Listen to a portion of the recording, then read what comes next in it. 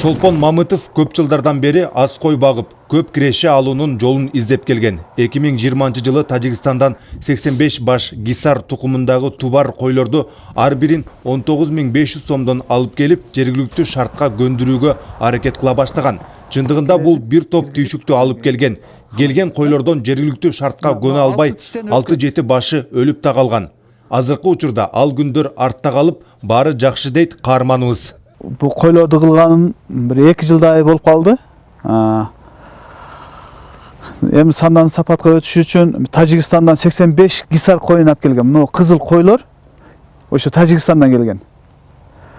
Эми буну эмне үчүн алып келген себеби баягы айылда районубузда бир жакшы сапаттуу малдар, койлор болсун деген максатта алып келгенбиз да.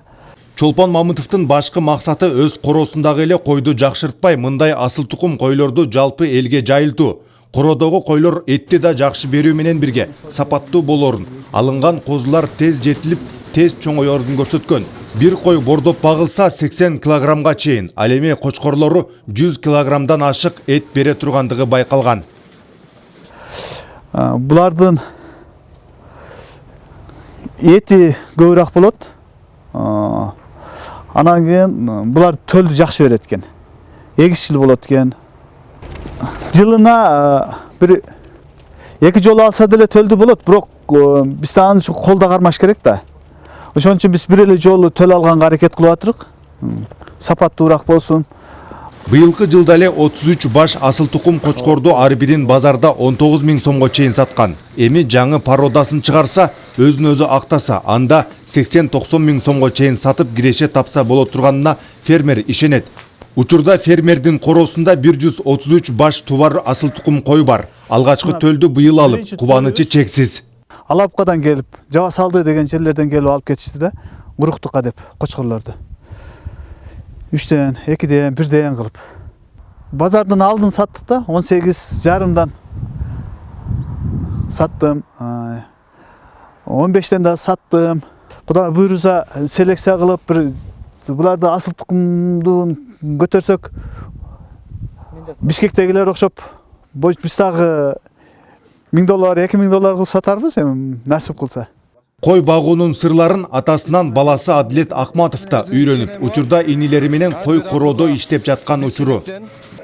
Асыл тукум койлорду тоюттандыруу, жем берүү, жайытка алып чыгуу тууралуу жаш фермер ой бөлүштү. Биз şu кой карашты атаман үргенгем. Негизи бул кой караш деле оңой эмес. Негизи кой карашта биринчи тазалык керек, анан өзүңө удобство болуш керек. Жем салганда деле, чөп салганда деле.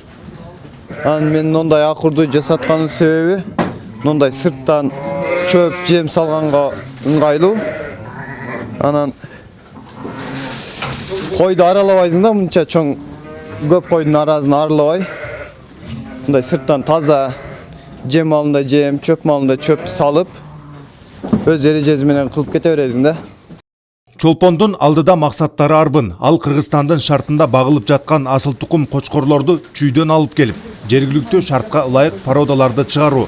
Ушун менен бирге койдон азык-түлүк алууну арбытып, этти төлдү экспортко чыгарууну алдыңкы планым деп эсептейт.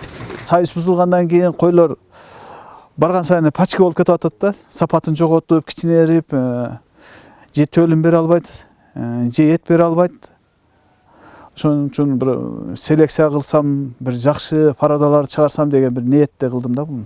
Чем сыртка чыгып, мына көп эле мигрант болуп Россияга кетип калды да.